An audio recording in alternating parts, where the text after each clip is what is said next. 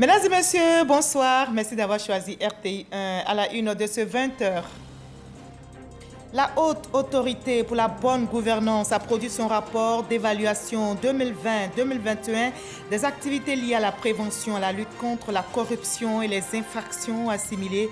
Le vice-président Temoko Meliet-Kone a reçu le rapport. Il en ressort une lutte active de la société civile contre la corruption. Le maire de Houston, de passage en Côte d'Ivoire, a été reçu par le Premier ministre Patrick Kachi, Sylvester Turner et le chef du gouvernement ivoirien ont échangé sur des axes de coopération ivoiro-américaine et le développement des secteurs comme la santé, l'éducation, les technologies ont été évoqués. L'EMPT, l'école militaire préparatoire technique de Bingerville, a abrité aujourd'hui une double cérémonie. Le baptême de la 77e promotion sortante d'enfants de troupes de 6 nationalités et la remise des prix aux meilleurs élèves. 87 apprenants ont reçu des prix d'excellence pour leur brillant parcours. Et dans le dossier vide ici de ce 20h, nous ferons une incursion au centre des Grands Brûlés à Cocody. Quelle vie après? Atteint de graves préjudices corporels, les Grands Brûlés constituent une frange fragile de la population. Quelle issue après l'étape des soins? Élément de réponse tout à l'heure. Soyez les bienvenus sur RTI 1. Mamadou Kone a achevé son mandat à la tête du Conseil constitutionnel de Côte d'Ivoire. Il a passé la main à son successeur, la magistrate hors hiérarchie Chantal Nanaba Camara. L'ancien président du Conseil constitutionnel est appelé à d'autres fonctions et son décret de nomination par le chef de l'État élu pour vous par la secrétaire générale adjointe de la présidence de la République, Masséré Touré Kone. Nous l'écoutons. Communiqué de la présidence de la République. Le président de la République, son Excellence M. Alassane Ouattara, a signé ce vendredi 21 juillet 2023 un décret de nomination au Conseil supérieur de la magistrature. Ainsi, M. Mamadou Kone, magistrat hors hiérarchie, groupe A, échelon unique, précédemment président du Conseil constitutionnel, est nommé président du Conseil supérieur de la magistrature pour un mandat de 5 ans. Le président de la République adresse ses remerciements à M. Mamadou Kone pour son action à la tête du Conseil constitutionnel et lui adresse ses vœux de succès dans l'exercice de ses nouvelles fonctions. Fait à Abidjan, le vendredi 21 juillet 2023, je vous remercie. Voilà, et toujours à la présidence de la République, la Haute Autorité pour la bonne gouvernance a remis son rapport d'évaluation 2020-2021 des activités liées à la prévention, à la lutte contre la corruption et les infractions assimilées au vice-président Temoko Meliet-Kone. L'on note une implication accrue de la société civile dans le processus de lutte contre la corruption, comme nous l'explique Viviane Aimé. Créée en 2013, la Haute Autorité pour la bonne gouvernance a pour mission de travailler à la prévention et à la lutte contre la corruption sous toutes ses formes. Plus concrètement, cette institution de la République a en charge d'évaluer périodiquement l'efficacité des structures créées pour lutter contre la corruption ainsi que l'efficacité des mesures administratives en ce sens. La Haute Autorité pour la bonne gouvernance est placée directement sous l'autorité du président de la République et a l'obligation de lui adresser un rapport annuel d'évaluation. C'est le rapport annuel d'évaluation qui couvre la période 2020-2021 que la Haute Autorité pour la bonne gouvernance, conduite par son président Ngolo Coulibaly, a remis ce jeudi 20 juillet 2023 au président de la République Alassane Ouattara, représenté par le vice-président Kone Temoko Meliet. Ce rapport d'évaluation note avec satisfaction les résultats obtenus grâce à une plus grande implication de la société civile et grâce aux lois et nombreuses structures créées pour la lutte contre la corruption. De nombreuses associations dédiées à la lutte contre la corruption ont été créées et collaborent de façon active avec la HABG et l'ensemble des partenaires impliqués dans la lutte contre la corruption et les infractions assimilées, ainsi que les représentants de l'État de Côte d'Ivoire qui sont présents sur le terrain. La forte mobilisation des populations pour prévenir la corruption en Côte d'Ivoire a eu un effet positif sur la déclaration des patrimoines des assujettis, des autorités politiques et administratives de notre pays. Un taux de déclaration des assujettis de 81,68%, soit 7036 assujettis sur un total de 8614 assujettis identifiés à ce jour. La Côte d'Ivoire a enregistré des avancées notables dans la lutte contre la corruption et les infractions assimilées. Ces avancées ont été possibles grâce à la synergie d'action qui existe entre les différentes structures qui sont engagées dans la lutte contre la corruption et les infractions assimilées et avec lesquelles la HABG coopère régulièrement. Au nom du président de la République, le vice-président Koné Tiemoko-Mélié a félicité la haute autorité pour la bonne gouvernance qui s'est acquittée de sa mission. Je voudrais vous transmettre les salutations de son Excellence, M. Alassane Ouattara, président de la République de Côte d'Ivoire, que j'ai l'insigne honneur de représenter à cette importante cérémonie qui obéit à l'obligation légale de présenter chaque année au président de la République un rapport d'évaluation des résultats de la lutte contre la corruption dans notre pays. Je voudrais donc, en son nom, adresser mes vives félicitations à Monsieur le Président de la Haute Autorité pour la bonne gouvernance, Monsieur Ngolo Coulibaly. Le rapport d'évaluation annuel 2020-2021 produit par votre institution, qui révèle un travail empreint de rigueur, en est la parfaite illustration. Il sera transmis en bonne forme à son illustre destinataire. Cette cérémonie me donne l'occasion de rappeler et de réaffirmer la volonté de son Excellence M. Alassane Ouattara, président de la République de Côte d'Ivoire, de lutter sans relâche contre la corruption et ses effets néfastes sur le développement socio-économique de notre pays. Grâce ainsi aux nombreuses actions déployées par le gouvernement dans le cadre de la bonne gouvernance, la Côte d'Ivoire est en train de gagner la confiance des institutions monétaires internationales ainsi que celle des investisseurs internationaux. Classée naguère au 105e rang sur 180 des pays les plus corrompus au monde, la Côte d'Ivoire est passée depuis 2021 au 99e rang et le gouvernement ne compte pas s'arrêter en si bon chemin. Et après cette activité, le vice-président Tiemoko-Mélié Koné a mis le cap sur San Pedro pour une visite de travail. Ce vendredi, donc, il est allé inaugurer une usine de chocolat dénommée Chezebe Cocoa Côte d'Ivoire. Et ces installations vont servir à broyer 60 000 tonnes de cacao par an dans une première phase pour un coût global de 46 milliards de francs CFA.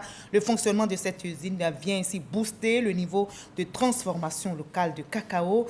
Mama Traoré et Adama Sangaré, nous ferons le compte-rendu dans nos prochaines éditions. Le maire de Houston, de passage en Côte d'Ivoire, a été reçu par le Premier ministre Patrick Kachi. Sylvestre Turner et le chef du gouvernement ivoirien ont échangé sur des axes de coopération entre leurs pays respectifs. Le développement de secteurs comme la santé, l'éducation, les technologies ont été évoqués, nous dit Alexis Ouedraogo. Le maire de Houston, à la tête d'une forte délégation d'hommes d'affaires américains, était ce mercredi à la primature. Présent pour 48 heures dans le pays, Sylvester Turner est venu s'enquérir du potentiel économique de la Côte d'Ivoire.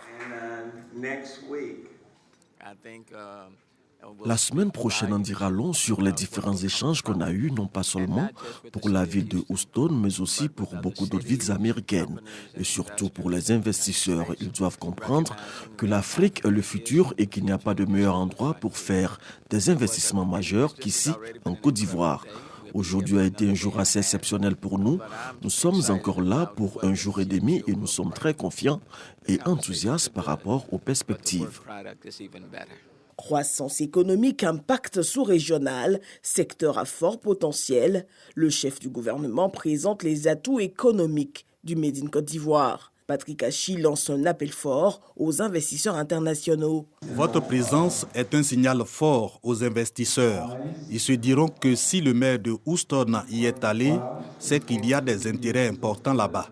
Et nous les invitons à venir découvrir le potentiel de la Côte d'Ivoire. Un peu plus tôt en journée, Sylvester Turner a été reçu par la ministre d'État, ministre des Affaires étrangères, de l'intégration africaine et de la diaspora, Kandia Camara. Il y a été décoré commandeur de l'ordre national. Au terme de sa visite, notons-le, le maire de Houston sera reçu par le vice-président Tiemoko Miele-Kone avant de quitter la Côte d'Ivoire. Et la Côte d'Ivoire entretient aussi de bonnes relations avec la France. Justement, ces questions, quelles sont les missions de l'Agence française de développement dans notre pays? Dans quel domaine intervient-elle? Ces questions étaient au centre d'une rencontre entre les sénateurs et les responsables de l'AFD à la Fondation Félix Houphouët-Boigny de Yamoussoukro. L'Agence française de développement, notez-le, totalise 74 ans de présence en terre ivoirienne. Kader Sogodogo. Rencontre d'échange entre le Sénat de Côte d'Ivoire et l'Agence française de développement AFD. Une séance de communication pour mieux appréhender ses missions et ses actions et surtout son mécanisme d'intervention. L'AFD mène de grandes actions en Côte d'Ivoire dans le cadre du développement, mais un peu méconnue par les institutions. Et je crois que la présence de cette institution ici, à Yamoussoukro, au Sénat, retient l'attention de l'ensemble des sénateurs. Il faut dire que les échanges vont éclairer les parlementaires. La délégation de l'AFD est conduite par son premier responsable en Côte d'Ivoire, Adrien Aye. Il a répondu aux différentes préoccupations. Moi, je trouve très important de pouvoir associer la représentation nationale et des territoires à nos politiques, à nos actions. Et donc, je crois qu'il y a des liens qui peuvent se tisser. Il peut y avoir aussi, évidemment, des besoins qui sont remontés par les sénateurs et les sénatrices par rapport aux différents territoires de la Côte d'Ivoire. Et donc, on peut tenir compte. Après 74 années de présence en Côte d'Ivoire, l'Agence française de développement AFD entend continuer ses actions afin d'accompagner le pays vers son développement. Voilà, et la coopération ivoiro-française porte ses fruits également au niveau du CDD, contrat de désendettement et de développement. Le ministère de l'Enseignement supérieur et de la Recherche scientifique a été équipé en matériel informatique d'une valeur de 60 millions de francs CFA, ce qui devrait permettre de renforcer les capacités des étudiants issus des universités publiques ivoiriennes dans le domaine du numérique. Massati Tara Jamagaki. Des ordinateurs portables, des imprimantes et appareils audiovisuels remis au cabinet du ministère de l'Enseignement supérieur et de la Recherche scientifique, offerts par le C2D. Ces équipements numériques d'une valeur de 60 millions de francs CFA renforceront les capacités des étudiants issus des universités publiques du pays. Cette activité était prévue dans une logique de renforcement du développement du numérique éducatif en Côte d'Ivoire. L'objectif, c'est quand même de rendre plus performant le système d'enseignement supérieur et de recherche scientifique en s'appuyant sur le numérique éducatif. Nous avons tous compris l'importance du numérique de façon générale dans l'amélioration de notre travail au quotidien.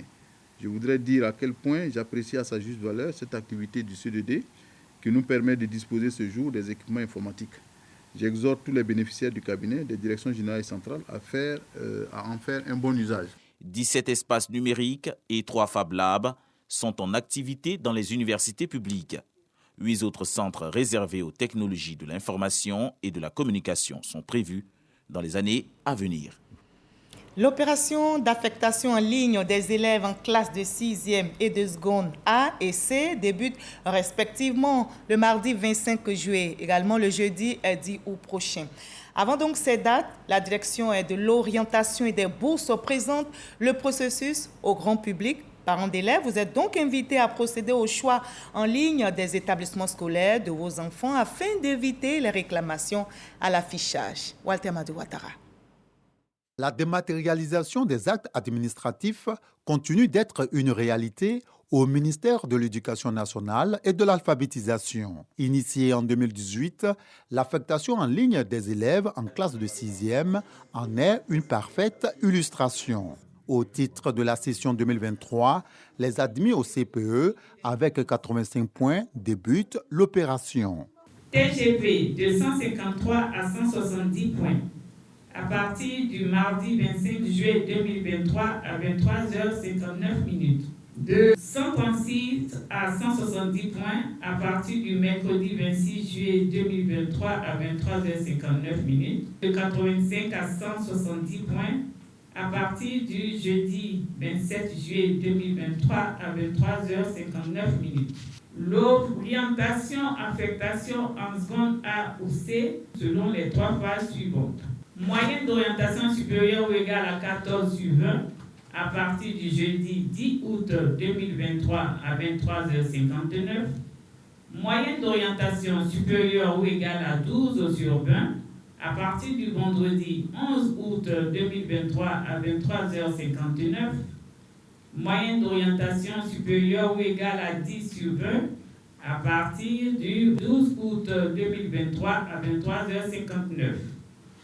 Pour chaque niveau, 6e et seconde, l'entrée dans les établissements d'excellence est soumise à des conditions spécifiques disponibles sur le site de la DOB, www.mendob-ci.org.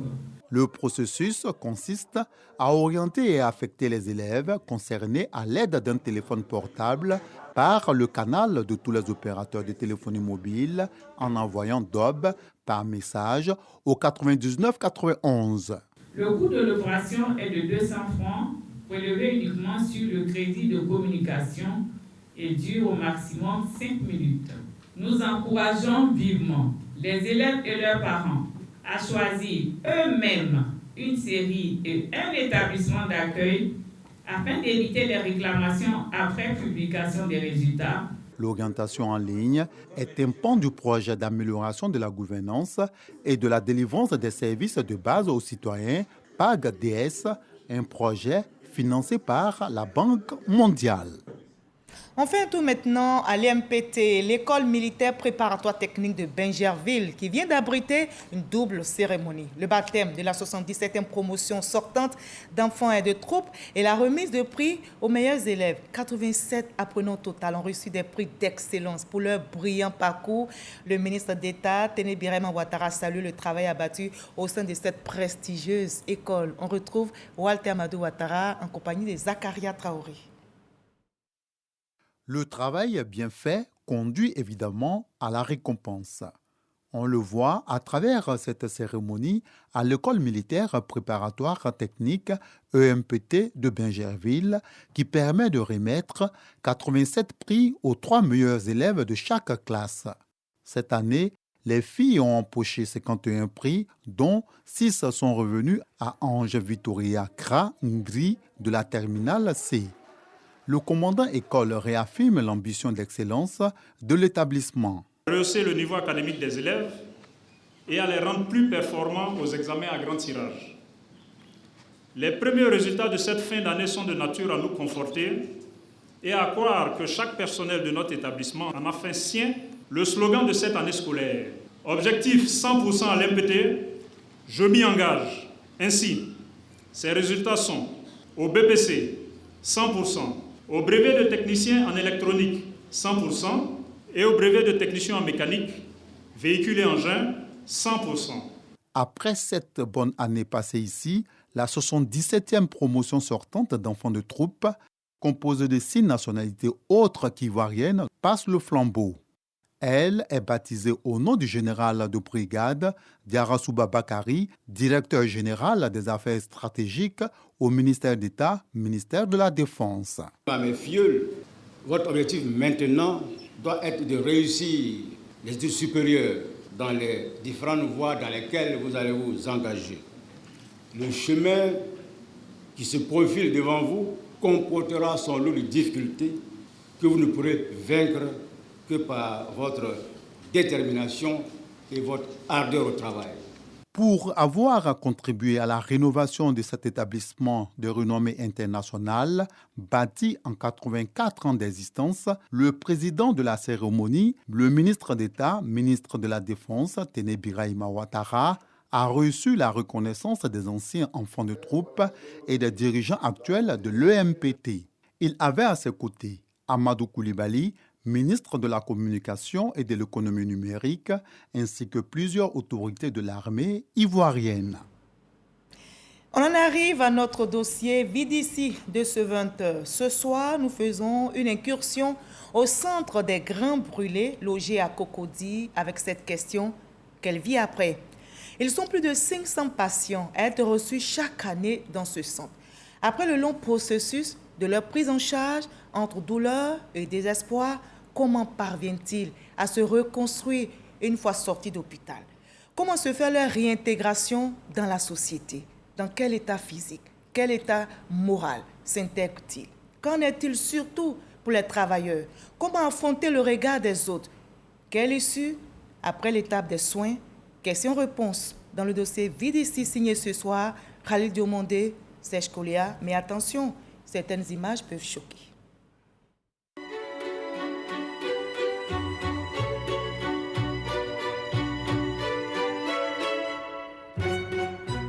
C'est du jour au lendemain, ma vie a été détruite. Quand je pense à ça, ça me fait très mal.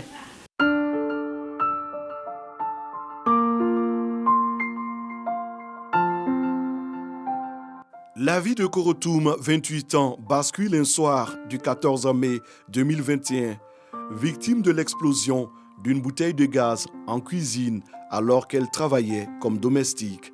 La jeune femme est brûlée au 3e degré. Elle passe plusieurs mois de soins intensifs au centre des Grands Brûlés de Cocody. Une fois sortie de là, c'est un nouveau départ. Tout recommencer à zéro et affronter le regard de la société. Aujourd'hui, je ne peux plus travailler pour avoir l'argent. Quand je sors, là, les gens me regardent beaucoup. Quand tu t'en vas quelque part, tu te renseignes là. Les gens pensent que c'est pour dire bonjour, je veux de l'argent. 4 ans, c'est le nombre d'années qu'aura passé Korotoum comme domestique au domicile de la famille où s'est produit son accident. Elle dit avoir reçu la somme de 500 000 francs CFA de son ancienne patronne. Celle-ci a rompu tout contact avec elle aujourd'hui. Depuis elle est quittée ici aussi. Elle ne m'a pas appelé un jour, dit Koro, et ta santé, c'est comment? Je l'appelais aussi. Quand j'appelle, le téléphone sonne, ça ne décroche pas. Je ne savais pas qu'un jour, si le problème arrive, on peut me oublier totalement comme ça. Depuis 2 ans, le quotidien de Korotoum est fait de prières et d'espoir. Bien que déterminée à se reconstruire, elle est freinée par l'invalidité de ses mains.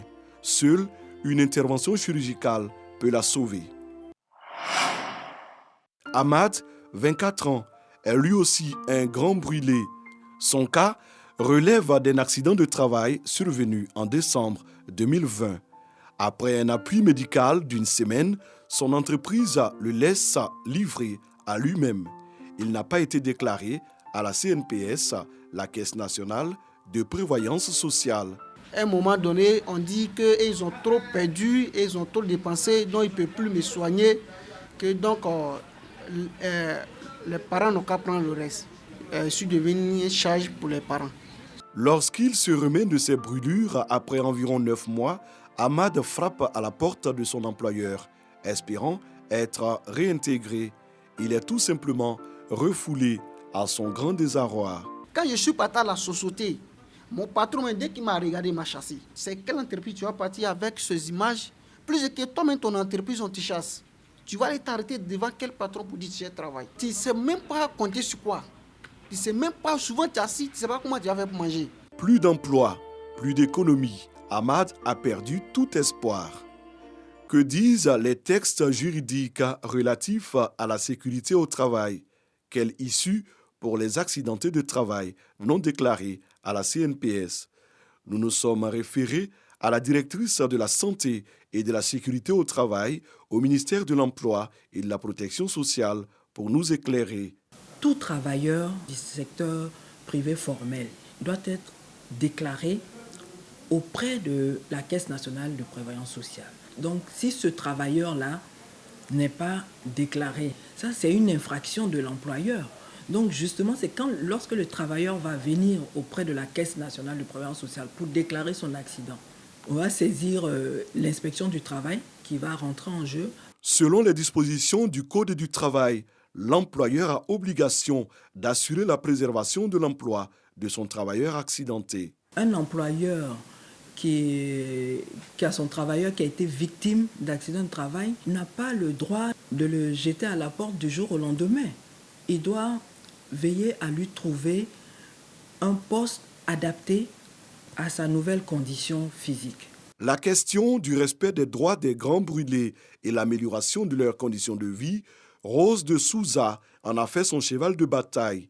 Elle accompagne depuis 2021 les personnes brûlées à travers son association. Les grands brûlés sont stigmatisés. Il n'y a pas de pitié envers ces personnes-là. On ne les considère même plus comme des êtres humains à la limite. Qui peut manger avec une personne qui a été brûlée vraiment?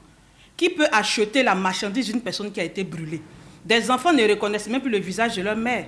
Il faut dire qu'il y a un taux élevé de suicide au milieu des anciens grands brûlés. C'est justement pour empêcher les cas de suicide que la prise en charge psychologique de ces personnes revêt toute son importance. Il y a le choc traumatique qui est lié justement à la brûlure qui réapparaît de façon continuelle, même dans le sommeil de la personne. Ça hante la personne. On peut corriger les choses par la chirurgie plastique. La chirurgie réparatrice peut intervenir, c'est vrai. Mais avant que cela n'intervienne et après que cela intervienne, il y a l'aspect psychologique de la personne qui est à prendre en compte. Selon une étude menée par la Société de l'anesthésie-réanimation d'Afrique francophone, le Centre des Grands Brûlés d'Abidjan reçoit plus de 500 patients par an. Des patients qui, à l'image de Korotoum et Ahmad, nourrissent un seul espoir, celui d'être acceptés pour ce qu'ils sont devenus une fois sortis de l'hôpital et poursuivre sans préjugés le cours normal de leur existence en se donnant les moyens de se prendre en charge. Voilà, non à la stigmatisation des grands brûlés. C'était l'incursion au centre des grands brûlés de Cocody. Quelle vie après les soins, dossier VDC réalisé pour vous par Khalil Diomondé et Serge Collier. Les acteurs de la chaîne foncière de Côte d'Ivoire s'instruisent sur l'Observatoire des plaintes non juridictionnelles en matière foncière. L'initiative est de l'Ordre des géomètres experts de notre pays, l'ordre qui veut connaître le mode opératoire de l'OPF afin d'améliorer le système pour l'intérêt national. Amidera Souba, Jamagaki. Classée 112e sur 190 pays, la Côte d'Ivoire veut améliorer son rang sur la thématique du foncier. Ainsi, plusieurs géomètres experts ont été instruits sur l'Observatoire des plaintes non juridictionnelles en matière foncière, un outil informatique censé accélérer les procédures sur le cadastre. Il faut savoir que notre organisation ordinale est la porte d'entrée du foncier urbain et du foncier rural. Donc, le premier maillon avec lequel le requérant a contact, c'est bel et bien le géomètre expert. Donc, il était de bonne loi que cet observatoire, avec son président, vienne nous présenter les missions et nous dire comment on peut saisir l'observatoire afin de faciliter nos contacts avec le cadastre et la conservation foncière. Et selon les premiers responsables de l'observatoire, de nombreux défis restent à relever. L'observatoire des plaintes non judiciaires en matière foncière, qui a pour mission d'améliorer la qualité des services du cadastre et de la commune foncière en matière d'accession à la propriété foncière. Toute difficulté que vous avez donc devant ces services-là, dans le cadre de l'accès à la propriété foncière, vous devez nous saisir d'espace observatoire. Vous allez donc faire fort de traduire vos préoccupations. Créé en 2021 et composé du secteur public et privé, l'Observatoire des plaintes non juridictionnelles s'attelle à améliorer la qualité du service offert aux usagers. Il enregistre à ce jour près de 475 plaintes. Voilà, un reportage réalisé pour vous par Amidera Souba et Abdoulaye Kone. La paix fait le lit du développement, dit-on. La région du Guémon se donne donc les moyens de créer un environnement apaisé avant, pendant et après les prochaines élections locales. Les leaders communautaires, les guides religieux, les présidents des cellules civilo-militaires renforcent leurs capacités. L'initiative est du préfet de la région du Guémon, Soro Corona.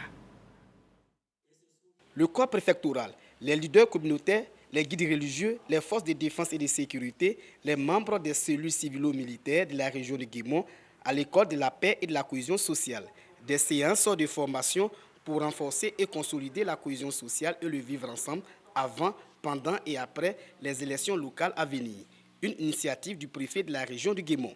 La région du Guémon ne doit pas faire peur. Le département de Diogo ne doit pas faire peur. Depuis 2018, les élections se sont passées ici de façon satisfaisante. C'est dans cette dynamique que nous nous situons, c'est-à-dire multiplier les initiatives pour que cette tendance puisse être ancrée véritablement dans le vécu des Ivoiriens. La collaboration entre les forces de défense et de sécurité et les populations civiles. La sécurité humaine.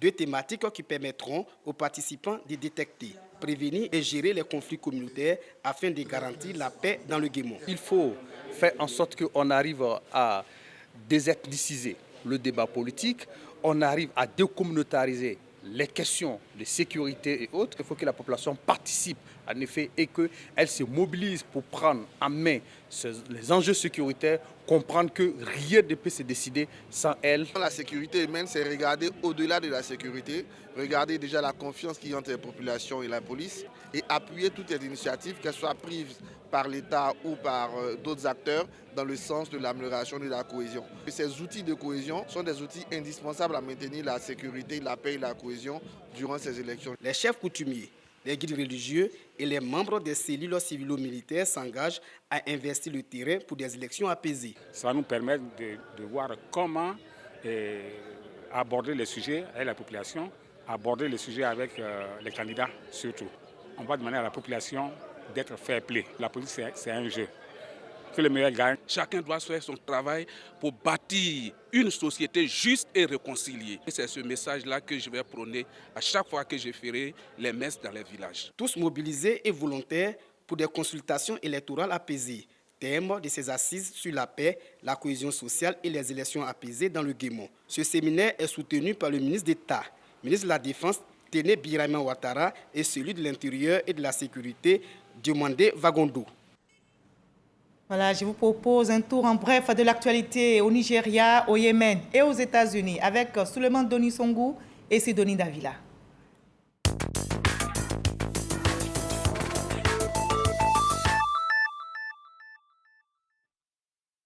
L'armée nigériane a envoyé des renforts pour apaiser les tensions dans le centre du Nigeria, où au moins 300 personnes ont été tuées dans des affrontements intercommunautaires ces 3 derniers mois. Moyad Hamidi, un employé du Programme alimentaire mondial de nationalité jordanienne, a été tué lors d'une attaque criminelle barbare dans la province de Taïz, au sud du Yémen. Le chef du conseil présidentiel du Yémen, représentant le pouvoir, a ordonné de poursuivre les criminels impliqués dans l'attaque armée. Le procès de l'ancien président américain Donald Trump pour sa gestion négligente de documents confidentiels après son départ de la Maison-Blanche s'ouvrira devant un tribunal fédéral en Floride le 20 mai 2024. Inculpé mi-juin de 37 chefs d'accusation, Donald Trump a plaidé non coupable devant un tribunal fédéral de Miami. Voilà, je vous propose de clore ce journal par le communiqué du protocole d'État, communiqué lu pour vous par Jean-Marc Yaki. Communiqué de la Direction générale du protocole d'État. Son Excellence, M. Alassane Ouattara, président de la République, convie les personnalités civiles et militaires, les organisations professionnelles et associatives, ci-après désignées, à la cérémonie commémorative du 63e anniversaire de l'indépendance de la République de Côte d'Ivoire, qui se déroulera le lundi 7 août 2023 à partir de 10h à Grand-Bassam sur l'autoroute à péage. Ce sont Monsieur le vice-président de la République et Madame, Messieurs les anciens présidents et vice-présidents de la République et leurs conjointes, Monsieur le Premier ministre, chef du gouvernement et Madame, Monsieur le président de l'Assemblée nationale et Madame, Monsieur le Président du Sénat et Madame, Mesdames et Messieurs les présidents des institutions et leurs conjoints, Messieurs les anciens Premiers ministres et présidents d'institutions et leurs conjointes, Mesdames et Messieurs les ministres d'État et leurs conjoints, Mesdames et Messieurs les ministres d'État et leurs conjoints, Mesdames et messieurs les ministres et leurs conjoints, Madame et messieurs les ministres, gouverneurs de districts autonomes et leurs conjoints, Monsieur le directeur de cabinet du vice-président de la République, Monsieur le directeur de cabinet du Premier ministre, Monsieur le secrétaire général du gouvernement, Madame la secrétaire générale adjointe de la présidence de la République,